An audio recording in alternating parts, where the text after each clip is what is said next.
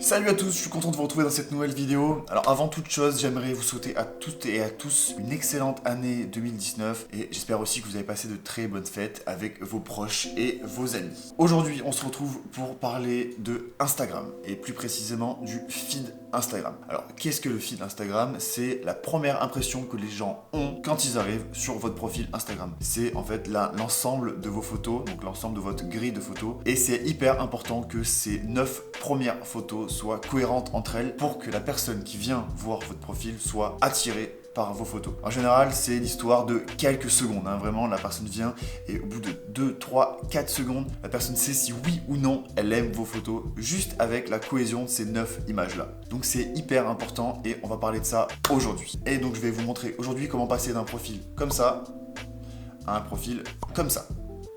Vous allez voir, c'est pas si compliqué avec les petites astuces que je vais vous donner. Personnellement, j'ai mis un moment à comprendre ça.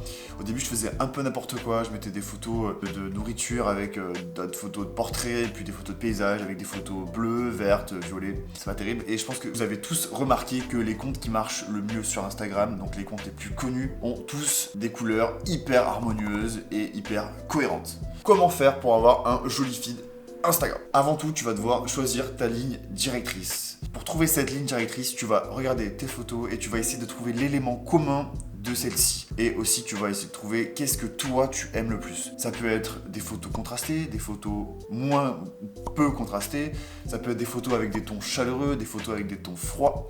Ça peut être juste du portrait, ça peut être des tons verts, comme de la forêt, de la nature. Ça peut être des photos abstraites, ça peut être des photos aériennes si tu as un drone et que tu adores ça. Enfin voilà, il y a énormément de possibilités et ça va être à toi de trouver ce que toi tu aimes, ce que toi tu préfères pour pouvoir t'y tenir. Voilà, c'est très important de prendre une ligne directrice qui te plaît. Pour la petite histoire, quand je suis revenu de 1 mois aux États-Unis, j'avais fait plus de 10 000 photos et je me suis retrouvé avec des photos jaunes, des photos rouges, des photos bleues, des photos vertes, des photos violettes.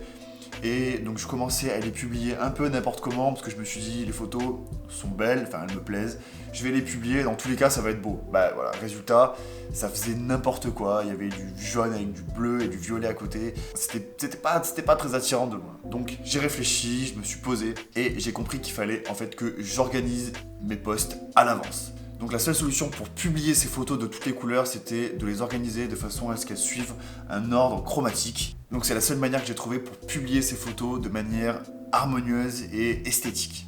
Donc pour arriver à organiser tes posts, la seule solution est de télécharger cette application qui s'appelle donc Preview et qui est hyper pratique parce qu'elle est gratuite. Déjà, c'est un très bon point. Donc, 2, tu l'as compris, elle te permet de prévisualiser tes photos à l'avance et donc de jouer avec ta grille de photos pour que tu vois à l'avance si telle et telle photo vont ensemble ou pas. Et 3, elle sert à programmer tes posts. Donc voilà, donc ça je pense que c'est assez d'arguments pour que tu télécharges cette application de suite. Une fois sur l'application, donc il te suffit de sélectionner la photo, d'écrire ta description, d'insérer ton groupe de hashtags perso que tu as programmé à l'avance, très pratique, de programmer l'heure et le jour, et au moment venu, l'application va t'envoyer directement une petite notif et tu n'auras plus qu'à te connecter et à faire publier.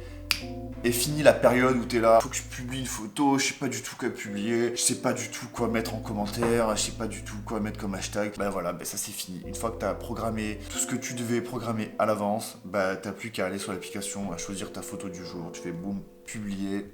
T'as gagné énormément de temps. Donc maintenant, c'est à toi de jouer. Sors, fais des photos et éclate-toi. Bon voilà, c'est tout pour cette petite vidéo. J'espère qu'elle t'a plu, j'espère qu'elle t'a appris des choses. En tout cas, si c'est le cas, n'hésite pas à mettre un petit pouce bleu. Ça m'encourage énormément à faire d'autres vidéos. Si vraiment t'as envie de rien rater, abonne-toi, c'est encore mieux. Je te remercie par avance. Et nous, on se retrouve dans une prochaine vidéo. D'ici là, porte-toi bien.